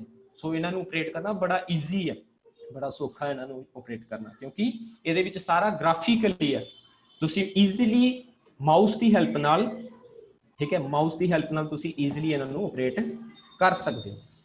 उसके बाद अगर असीं गल करिए ऑपरेटिंग सिस्टम दी होर टाइप्स, तो कई टाइप्स ने ऑपरेटिंग सिस्टम दी जिहड़ियां ऑपरेटिंग सिस्टम की कैपेबिलिटी नूं इनक्रीज या डिक्रीज करदियां कि साडा पर्टिकुलर ऑपरेटिंग सिस्टम उहदे फीचर की होणगे, उहदी कैपेबिलिटी की होएगी, ठीक है। वो डिपेंड करदा कि ऑपरेटिंग सिस्टम किस कैटेगरी दे विच आंदा, किस टाइप दे विच आंदा, ठीक है। सो डिफरेंट टाइप्स ने batch processing, multitasking, multi programming, ठीक है, टाइम शेयरिंग, इन्हां दे नां तो तुहानूं थोड़ा अंडरस्टूड हो रहा, time sharing operating system, network operating system. Network मतलब एक नैटवर्क दे विच जदों ऑपरेटिंग सिस्टम तुहानूं चाहीदा, ठीक है, जिवें कि सर्वर ऑपरेटिंग सिस्टम है, विंडो सर्वर होगी, और very useful, window server is very useful in network operating system which place in your office you obtained the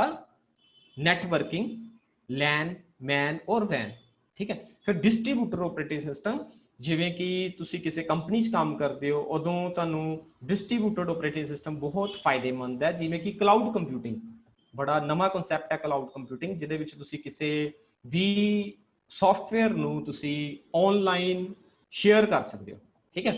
और that is possible in the distributed operating system. अगर distributed operating system तुहाडे computer च हैगा ते तुसी उहनूं easily, बड़े easily तुसी वो सर्वर बना के डिस्ट्रीब्यूट कर सकते हो, ठीक है। फिर online and real time operating system सारा ही अगे जाके एक एक करके समझांगे। Online and real time operating system भी बहुत इंपॉर्टेंट है। नैक्सट गल करदा बैच प्रोसैसिंग। सब तो पहले बैच प्रोसैसिंग दे विच इह इदां दा ऑपरेटिंग सिस्टम है जिहदे विच जिन्ने भी साडे टास्क ने, प्रोसैस ने, ठीक है, वो ऑफलाइन प्रिपेयर होंदे हैं, ठीक है।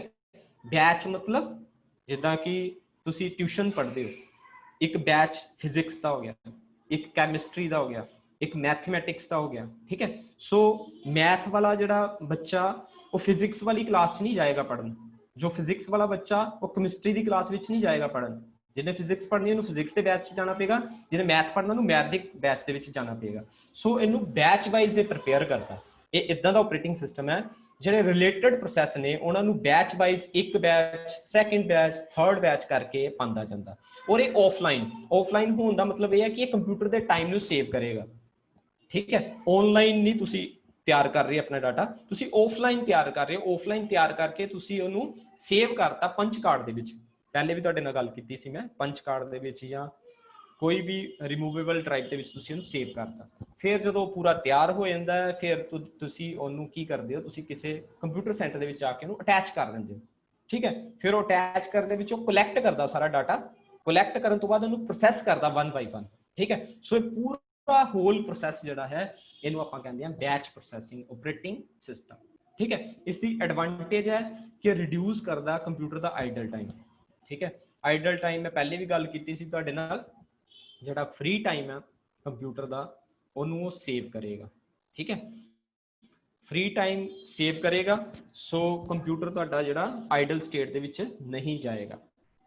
ਉਹਦੇ ਬਾਅਦ ਡਿਸਐਡਵਾਂਟੇਜ ਦੀ ਇਹ ਹੈ ਕਿ ਲਾਰਜ ਟਰਨ ਅਰਾਊਂਡ ਟਾਈਮ, ਮਤਲਬ ਕਾਫੀ ਟਾਈਮ, ਹਫਤਾ ਲੱਗ ਜਾਂਦਾ। ਮੰਨ ਲਓ ਕਿ ਇੱਕ ਵਾਰੀ ਸਾਨੂੰ ਆਫਲਾਈਨ ਅਲੱਗ-ਅਲੱਗ ਬੰਦਿਆਂ ਨੂੰ ਆਪਾਂ ਟਾਸਕ ਦੇਤੀ ਹੋਈ ਹੈ, ਉਹ ਆਪਣੇ ਆਪਣੇ ਪ੍ਰੋਗਰਾਮ ਤਿਆਰ ਕਰ ਰਹੇ ਆ, ਠੀਕ ਹੈ। ਕੋਈ ਮੰਨ ਲਓ ਕਿਸੇ ਨੂੰ ਮੈਂ ਇਦਾਂ ਦਾ ਕੰਮ ਦਿੱਤਾ ਕਿ ਫਾਈਲ ਮੈਨੇਜ ਕਰਨ ਦਾ ਕਮਾਂਡਸ ਤਿਆਰ ਕਰਨੀਆਂ, ਪ੍ਰੋਗਰਾਮ ਤਿਆਰ ਕਰਨਾ।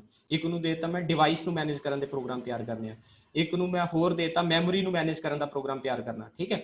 ਸਾਰੇ ਆਪਣਾ ਆਪਣਾ ਕੰਮ ਕਰਦੇ ਪਏ ਆ, ਉਹ ਆਫਲਾਈਨ ਕਰਦੇ ਪਏ ਆ, ਆਪਣੇ ਆਪਣੇ ਕੰਪਿਊਟਰ ਤੇ ਕਰਦੇ ਪਏ ਆ, ਠੀਕ ਹੈ। ਫਿਰ ਆਈਡਲ ਟਾਈਮ ਤੇ ਉਹਨਾਂ ਨੇ ਬਚਾਤਾ, ਕੰਪਿਊਟਰ ਨੂੰ ਆਈਡਲ ਤੇ ਨਹੀਂ ਰਹਿਣ ਦਿੱਤਾ, ਬਟ ਉਹਨਾਂ ਨੂੰ ਇਹ ਪ੍ਰੋਸੈਸ ਕਰਨ ਦੇ ਵਿੱਚ ਕਿੰਨਾ ਟਾਈਮ ਲੱਗ ਗਿਆ ਸਾਰਿਆਂ ਨੂੰ, ਕਿਉਂਕਿ ਉਹ ਇਕੱਠੇ ਨਹੀਂ ਕਰਦੇ ਪਏ, ਆਪਣਾ ਆਪਣਾ ਸਿੰਗਲ ਵਰਕ ਕਰ ਰਹੇ ਆ, ਠੀਕ ਹੈ। ਸੋ ਟਰਨ ਅਰਾਊਂਡ ਟਾਈਮ ਮਤਲਬ ਕਿ ਜਿਹੜੀ ਐਗਜ਼ੀਕਿਊਸ਼ਨ ਟਾਈਮ ਤੇ ਰਿਕੁਐਸਟ ਟਾਈਮ, ਇਹਦੇ ਵਿੱਚ ਜਿਹੜਾ ਗੈਪ ਹੈ ਬਹੁਤ ਜ਼ਿਆਦਾ ਵੱਧ ਜਾਂਦਾ। ਸੋ ਬੜਾ ਟਾਈਮ ਲੱਗਦਾ ਸਾਡਾ ਪ੍ਰੋਸੈਸ ਕੰਪਲੀਟ ਹੋਣ ਦੇ ਵਿੱਚ, ਠੀਕ ਹੈ। ਸੋ ਇੱਕ ਇਹਦੀ ਇਹ ਬਿਗ ਡਿਸਐਡਵਾਂਟੇਜ ਹੈ, ਲਾਰਜ ਟਰਨ ਅਰਾਊਂਡ ਟਾਈਮ, ਠੀਕ ਹੈ। ਸਟੈਪਸ ਦੀ ਗੱਲ ਕਰੀਏ ਬੈਚ ਪ੍ਰੋਸੈਸਿੰਗ ਦੇ ਵਿੱਚ, ਤੇ programmer prepare their programs and data on deck of card, ਠੀਕ ਹੈ। ਪਤਾ ਹੈ ਤੁਹਾਨੂੰ ਕਿ ਪ੍ਰੋਗਰਾਮਰ ਜਿਹੜੇ ਹੁੰਦੇ ਆ ਪ੍ਰੋਗਰਾਮ ਤਿਆਰ ਕਰਦੇ ਆ ਆਪਣੇ ਆਪਣੇ ਕਾਰਡ ਦੇ ਵਿੱਚ।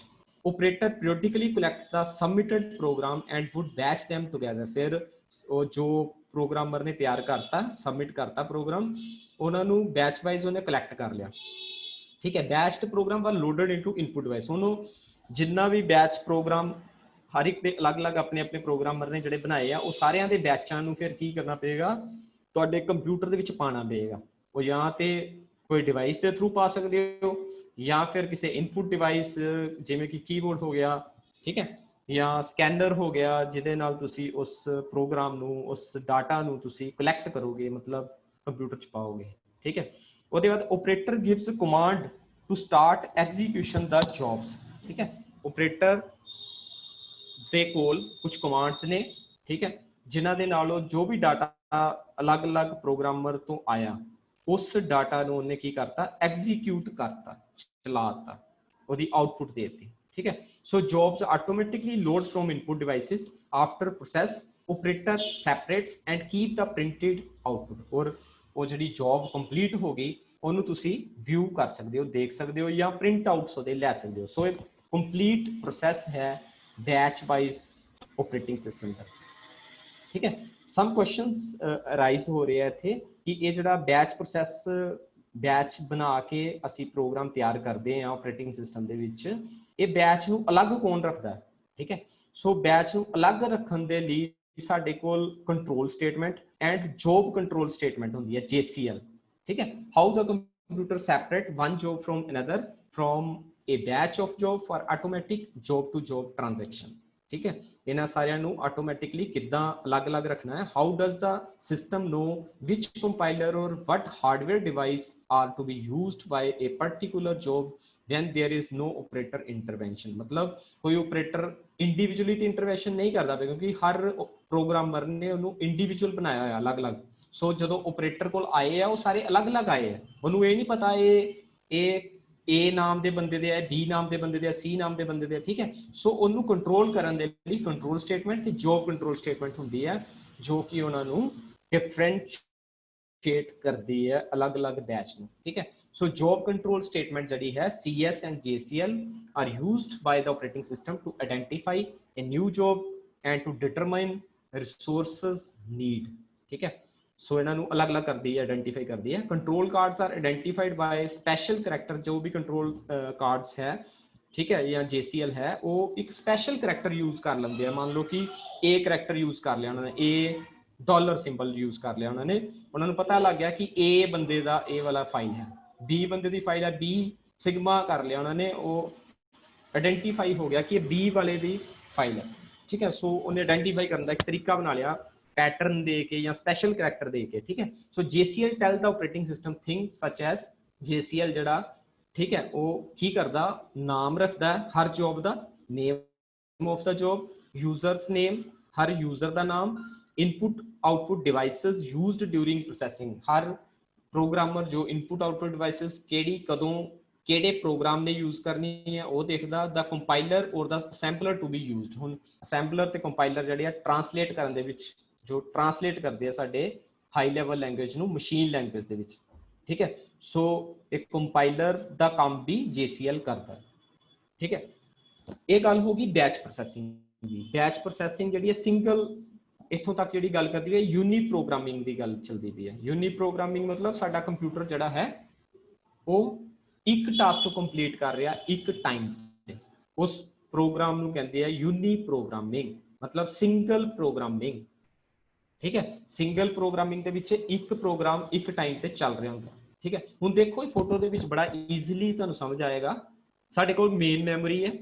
हुण कोई भी प्रोसैस असीं जदों चलाते हैं कंप्यूटर दे विच वो मेन मैमरी दे विच ही हुंदा है, ठीक है।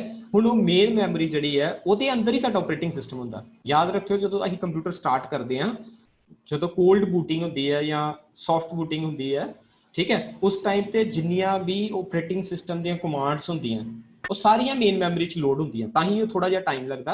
ਉਹ ਸਾਰੀਆਂ ਕਾਪੀ ਹੁੰਦੀਆਂ ਰੋਮ ਤੋਂ, ਰੀਡ ਓਨਲੀ ਮੈਮਰੀ ਤੋਂ ਸਾਰੀਆਂ ਕਾਪੀ ਹੋ ਕੇ ਤੇ ਮੇਨ ਮੈਮਰੀ ਦੇ ਵਿੱਚ ਜਾਂਦੀਆਂ, ਠੀਕ ਹੈ। ਸੋ ਇਸ ਕਰਕੇ ਮੇਨ ਮੈਮਰੀ ਦੇ ਵਿੱਚ ਕੁਝ ਪੋਰਸ਼ਨ ਜਿਹੜਾ ਹੈ ਆਪਰੇਟਿੰਗ ਸਿਸਟਮ ਦਾ ਹੁੰਦਾ, ਠੀਕ ਹੈ। ਸਭ ਤੋਂ ਉੱਤੇ ਦੇਖੋ ਆਪਰੇਟਿੰਗ ਸਿਸਟਮ ਹੈ, ਉਹਦੇ ਬਾਅਦ ਯੂਜ਼ਰ ਜੌਬ। ਹੁਣ ਇਹਦੇ ਵਿੱਚ ਸਿੰਗਲ ਜੌਬ ਹੈ, यूनी प्रोग्रामिंग है ना, मतलब सिंगल प्रोग्रामिंग है, इस करके दे विच सिंगल जॉब है, ठीक है।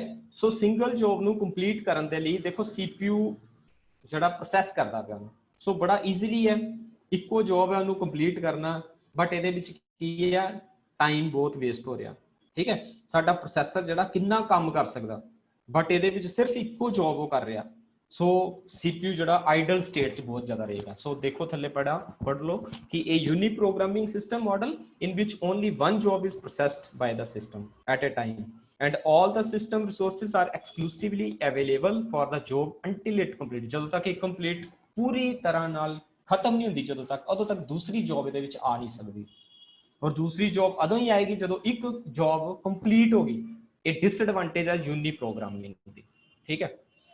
ਅੱਗੇ ਆਪਾਂ ਗੱਲ ਕਰਦੇ ਹਾਂ ਮਲਟੀ ਪ੍ਰੋਗਰਾਮਿੰਗ ਸਿਸਟਮ। ਅੱਜ ਕੱਲ ਜੋ ਆਪਰੇਟਿੰਗ ਸਿਸਟਮ ਆ ਰਹੇ ਆ ਉਹ ਸਾਰੇ multi programming operating system, windows 7 windows 10 ਇਹ ਸਾਰੇ ਮਲਟੀ ਪ੍ਰੋਗਰਾਮਿੰਗ ਆਪਰੇਟਿੰਗ ਸਿਸਟਮ, ਠੀਕ ਹੈ। ਇਹਦੇ ਵਿੱਚ ਮਲਟੀਪਲ ਪ੍ਰੋਗਰਾਮਸ ਇੱਕ ਟਾਈਮ ਤੇ ਸਾਈਮਲਟੇਨੀਅਸਲੀ ਰਨ ਕਰ ਰਹੇ ਆ, ठीक है। So is a interleaved execution of two or more programmes, ठीक है। एक तो ज्यादा प्रोग्राम सेम कंप्यूटर ਦੇ ਵਿੱਚ वर्क कर रहे हैं और कुछ प्रोसैस थोड़ी देर ਲਈ रुक ਜਾਂਦਾ, फिर दूसरा चल पैंदा, दूसरा थोड़ी देर ਲਈ रुक ਜਾਂਦਾ, तीसरा चल पैंदा, तीसरा थोड़ी देर ਲਈ रुकता ਤੇ ਪਹਿਲਾ ਚੱਲ ਪੈਂਦਾ। ਇਦਾਂ ਇਹ प्रोसैस ਜਿਹੜਾ ਚੱਲਦਾ ਜਾਂਦਾ सीक्वेंशली बट पैरेलली ਚੱਲ सीक्वेंशली ਰਿਹਾ पर पैरेलली सारे रन हो रहे हैं। इस चीज ਨੂੰ ਸਮਝਿਓ बड़े ध्यान ਨਾਲ। One or more program are executed at the same time ते एक तो ज़्यादा प्रोग्राम जो एग्जीक्यूट होंगे उन्होंने असी कहते हैं मल्टी प्रोग्रामिंग सिस्टम, ठीक है। So different scheduling technique. हुण ये शेड्यूल किद्दां बनदा कि केड़ा प्रोसैस कदों चलेगा, ए प्रोसैस कदों चलेगा, बी प्रोसैस कदों चलेगा, सी प्रोसैस कदों चलेगा, मल्टीपल प्रोसैस है, ठीक है। उन्होंने चलाने के लिए कुछ शेड्यूलिंग चाहिए है, ठीक है ना। ਸਾਡੇ ਕੋਲ ਵੀ ਸ਼ਡਿਊਲ ਹੋਏਗਾ ਤਾਂ ਹੀ ਆਪਾਂ ਦਿਨ ਨੂੰ ਮੈਨੇਜ ਕਰ ਸਕਦੇ ਹਾਂ। ਸੋ ਆਪਰੇਟਿੰਗ ਸਿਸਟਮ ਵੀ ਇਦਾਂ ਹੀ ਕਰਦਾ ਹੈ, ਮਲਟੀ ਪ੍ਰੋਗਰਾਮਿੰਗ ਦੇ ਵਿੱਚੋਂ ਸ਼ਡਿਊਲ ਤਿਆਰ ਕਰਨਾ ਹੁੰਦਾ। ਹੁਣ ਸ਼ਡਿਊਲ ਕਹਿੰਦਾ ਤਿੰਨ ਤਰ੍ਹਾਂ ਦੇ ਸ਼ਡਿਊਲ ਹੁੰਦੇ ਆ ਆਪਰੇਟਿੰਗ ਸਿਸਟਮ ਮਲਟੀ ਪ੍ਰੋਗਰਾਮਿੰਗ ਦੇ ਵਿੱਚ। ਇੱਕ ਹੁੰਦਾ ਫਸਟ ਕਮ ਫਸਟ ਸਰਵ, ਜਿਹੜੀ ਪ੍ਰੋਸੈਸ ਪਹਿਲੇ ਆਏਗੀ ਉਸ ਪ੍ਰੋਸੈਸ ਨੂੰ ਪਹਿਲੇ ਐਗਜ਼ੀਕਿਊਟ ਕਰੇਗਾ, ਠੀਕ ਹੈ। ਇਹ ਹੋ ਗਿਆ ਫਸਟ ਕਮ ਫਸਟ ਸਰਵ। ਸੈਕਿੰਡ ਹੁੰਦਾ round Robin technique. Round Robin मतलब कि ਇਹਦੇ ਵਿੱਚ ਟਾਈਮ ਸਲਾਈਸਿੰਗ ਕਰਤੀ ਹੈ। ਰਾਉਂਡ ਰੋਬਿਨ मतलब ਇੱਕ ਗੋਲਾ ਬਣਾਤਾ ਜਿਹਦੇ ਵਿੱਚ A ਪ੍ਰੋਸੈਸ ਨੇ 2 ਮਿਲੀ ਸੈਕਿੰਡ ਚਲਿਆ, B ਪ੍ਰੋਸੈਸ 3 ਮਿਲੀ ਸੈਕਿੰਡ ਚਲਿਆ, ठीक है, सी प्रोसैस जिहड़ा वो भी मान लो 2 मिली सैकेंड चलिया, सारिਆਂ ਨੂੰ एक टाइम स्लॉट दे दिता कि तू 2 सैकेंड चलना, तू 2 मिली सैकेंड चलना, 3 मिली सैकेंड चलना, ठीक है, एक टाइम स्लॉट दे दिता। वो सारे टाइम स्लॉट के हिसाब नाल अपने आप इंटरलीव होंदे जांदे है ते अपने आप वो एग्जीक्यूट होंदे जांदे है, ठीक है। सो राउंड रोबिंग टेक्निक भी इंपॉर्टेंट है। ਉਹਦੇ ਬਾਅਦ shortest job first, shortest job first ਦੇ ਵਿੱਚ ਜਿਹੜੀ ਸਭ ਤੋਂ ਛੋਟੀ ਜੌਬ ਹੋਏਗੀ ਉਹ ਪਹਿਲਾਂ ਪ੍ਰੋਸੈਸ ਹੋ ਜਾਏਗੀ, ਠੀਕ ਹੈ, ਪਹਿਲਾਂ ਐਗਜ਼ੀਕਿਊਟ ਹੋ ਜਾਏਗੀ। ਫਿਰ ਉਹਦੇ ਤੋਂ ਵੱਡੀ ਜਿਹੜੀ ਜੌਬ ਹੋਏਗੀ, ਪ੍ਰੋਸੈਸ ਹੋਏਗਾ, ਉਹ ਬਾਅਦ ਵਿੱਚ ਐਗਜ਼ੀਕਿਊਟ ਹੋਏਗਾ। ਸੋ ਇਹ ਤਿੰਨੋਂ ਟੈਕਨੀਕਸ ਨੇ ਸ਼ਡਿਊਲਿੰਗ ਕਰਨ ਦੀਆਂ, ਠੀਕ ਹੈ। ਦੇਖੋ ਧਿਆਨ ਨਾਲ ਦੇਖੋ, ਮਲਟੀ ਪ੍ਰੋਗਰਾਮਿੰਗ ਸਿਸਟਮ ਦੇ ਵਿੱਚ ਇਦਾਂ ਕੰਮ ਹੁੰਦਾ। ਮੇਨ ਮੈਮਰੀ ਹੈ, ਤੁਹਾਨੂੰ ਦੱਸਿਆ ਮੈਂ, ਮੇਨ ਮੈਮਰੀ ਦੇ ਵਿੱਚ ਆਪਰੇਟਿੰਗ ਸਿਸਟਮ ਬੈਠਾ ਹੋਇਆ, ठीक है, और ऑपरेटिंग सिस्टम मैनेज कर रहा जिन्नियां भी प्रोसैसेस हैगियां हैं। पहला जिहड़ा यूनी प्रोग्रामिंग सी उहदे विच देखो इक्को प्रोसैस सीगा, जॉब उधर सिर्फ जॉब सी। हुण देखो मेन मैमरी दे विच कितनियां जॉब्स है, जॉब ए है, बी है, सी है, या एनी एल्स होर भी हो सकदियां ने, ठीक है। हुण सीपीयू की करदा पिया, सीपीयू सारियां जॉब्स नूं बारी बारी लैंदा पिया, बट वो पैरेलली लैंदा पिया, सारे सारे उहदे नाल रिलेटेड ने, ठीक है। जॉब ए नूं ने लिया, राइट करता, जॉब बी नूं लिया, फिर राइट करेगा, जॉब सी नूं लेगा, फिर राइट, राइट किधर कर रहा, सेकेंडरी स्टोरेज एरिया, ठीक है। सो सेकेंडरी स्टोरेज एरिया दे विच ओह जॉब्स नूं पा रहा नाल दी नाल, जो जो जॉब कंप्लीट हो रही है, इनू कहते हैं multi programming system, very important system, ठीक है। उसके बाद मल्टी प्रोग्रामिंग सिस्टम दे विच देखो इहदा जिहड़ा डायग्राम है, स्टेट डायग्राम, ठीक है, ਇਹਦੇ ਵਿੱਚ 3 ਸਟੇਟਸ ਹੁੰਦੀਆਂ ਹੈ, ਰੈਡੀ ਸਟੇਟ, ਰਨਿੰਗ ਸਟੇਟ ਤੇ ਬਲੌਕ ਸਟੇਟ। ਕੋਈ ਵੀ ਪ੍ਰੋਸੈਸ ਜਦੋਂ ਨਵਾਂ ਆਉਂਦਾ ਹੈ ਉਹ ਕਿਹਦੇ ਵਿੱਚ ਜਾਂਦਾ, ਰੈਡੀ ਸਟੇਟ ਦੇ ਵਿੱਚ, ਠੀਕ ਹੈ।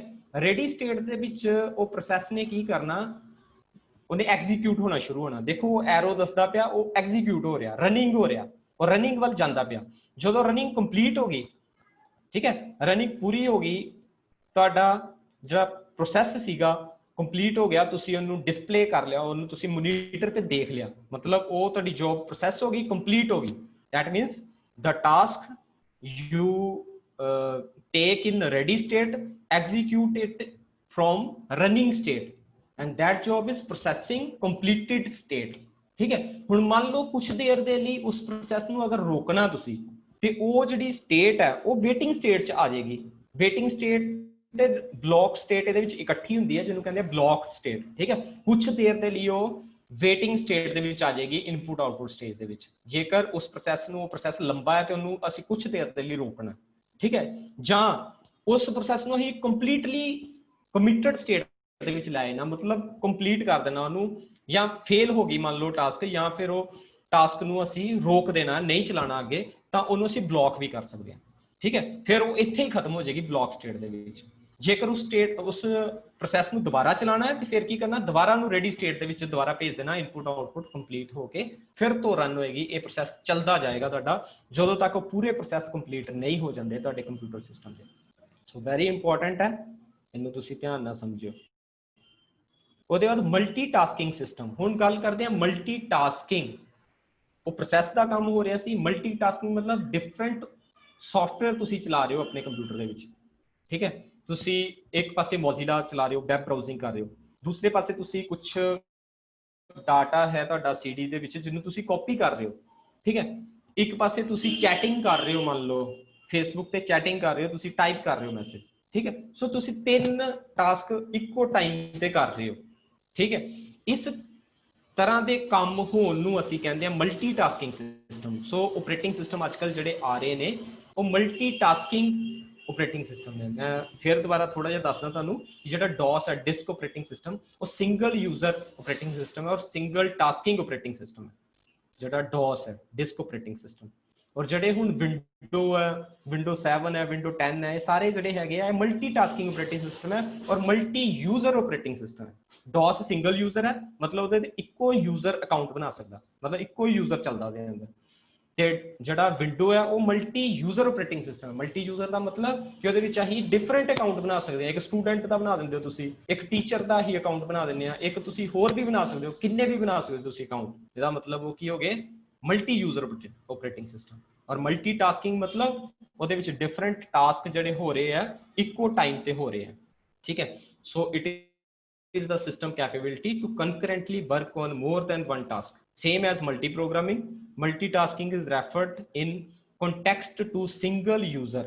ठीक है, single user मतलब user ਇੱਕੋ ਹੀ ਹੈ ਜਿਹੜਾ ਇੱਕ ਟਾਈਮ ਤੇ ਚਲਾ ਰਿਹਾ ਟਾਸਕ ਨੂੰ, ਬਟ ਟਾਸਕ ਮਲਟੀਪਲ ਹੈ, ਕੰਮ ਡਿਫਰੈਂਟ ਹੈ, ਸੌਫਟਵੇਅਰ ਡਿਫਰੈਂਟ ਹੈ, ਪਰ ਯੂਜ਼ਰ ਇੱਕੋ ਹੀ ਹੈ। ਠੀਕ ਹੈ, ਇਸ ਚੀਜ਼ ਨੂੰ ਆਪਾਂ ਕਹਾਂਗੇ ਮਲਟੀਟਾਸਕਿੰਗ ਸਿਸਟਮ।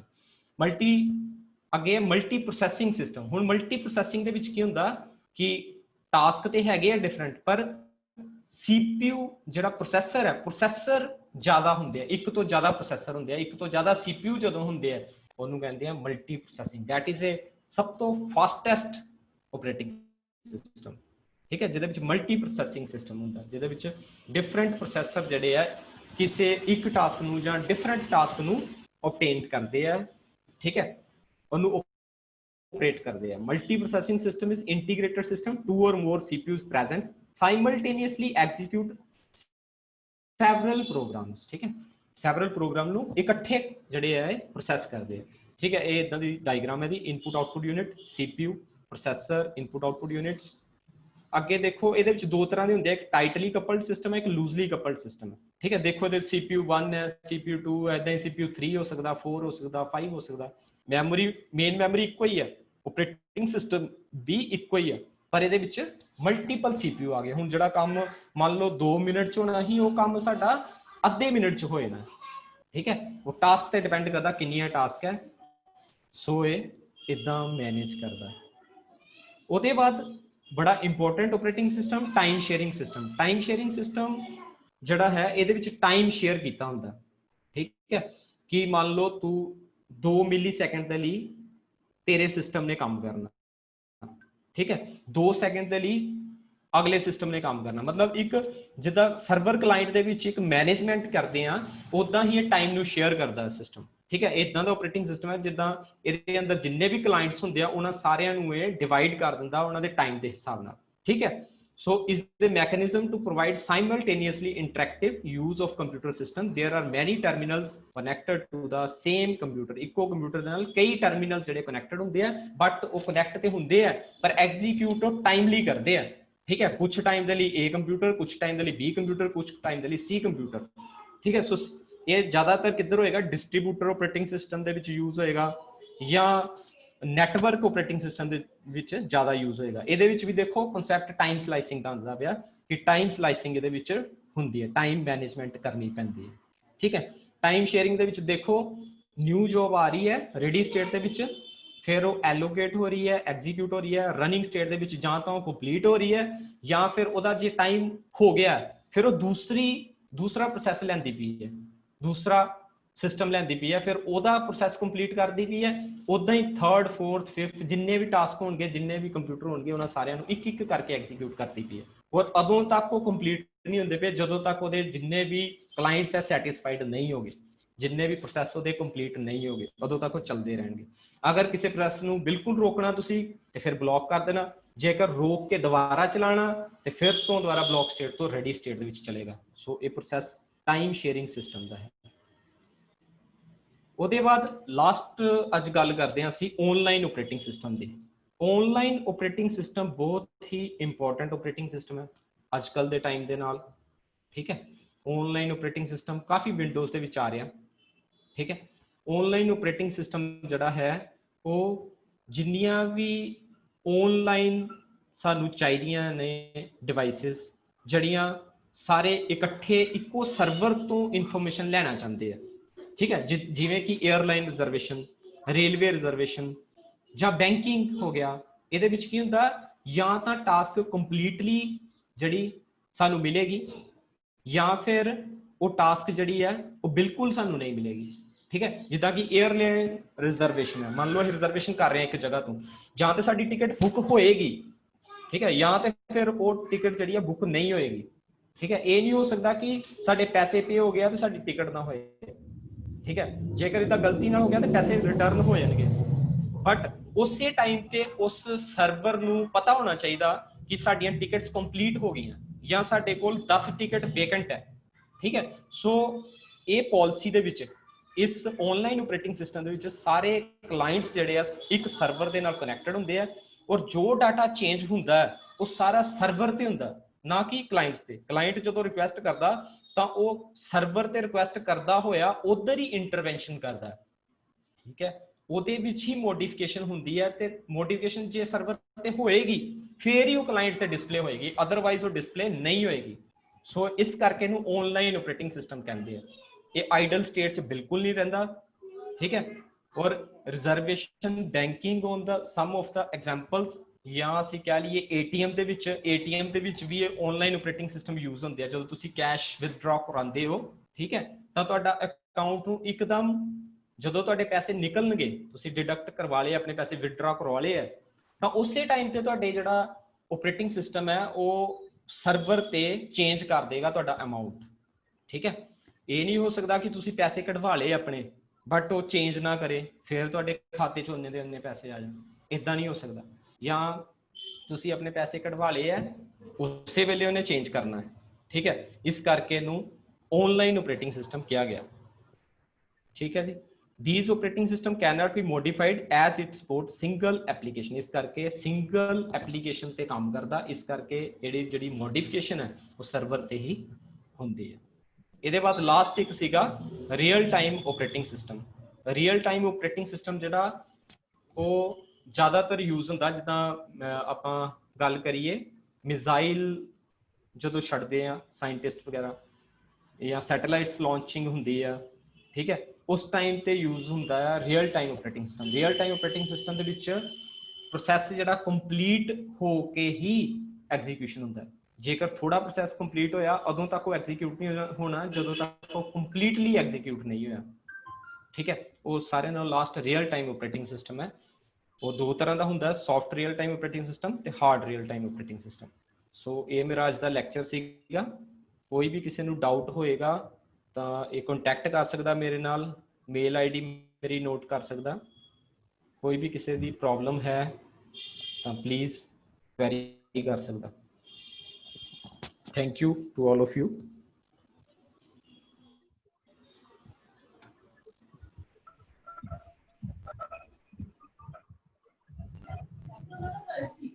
ਹੈਲੋ ਹੈਲੋ ਜੀ ਸਰ। ਹਾਂਜੀ ਅਜੇ ਸਰ, ਬਹੁਤ ਵਧੀਆ ਲੈਕਚਰ ਸੀ ਸਰ ਤੁਹਾਡਾ। ਥੈਂਕ ਯੂ, ਤੁਸੀਂ ਥੈਂਕ ਯੂ ਬਹੁਤ ਸਰ। ਵਧੀਆ ਸਮਝਾਇਆ। ਅਗਰ ਕਿਸੇ ਦੀ ਕੁਐਰੀ ਹੈ ਤਾਂ ਕਿਉਂਕਿ ਮੇਰੇ ਕੋਲ ਟਾਈਮ ਹੋ ਗਿਆ ਅਗਲੀ ਮੀਟਿੰਗ ਦਾ, ਮੈਂ ਫਿਰ ਐਂਡ ਕਰ ਦਵਾਂ ਜੀ।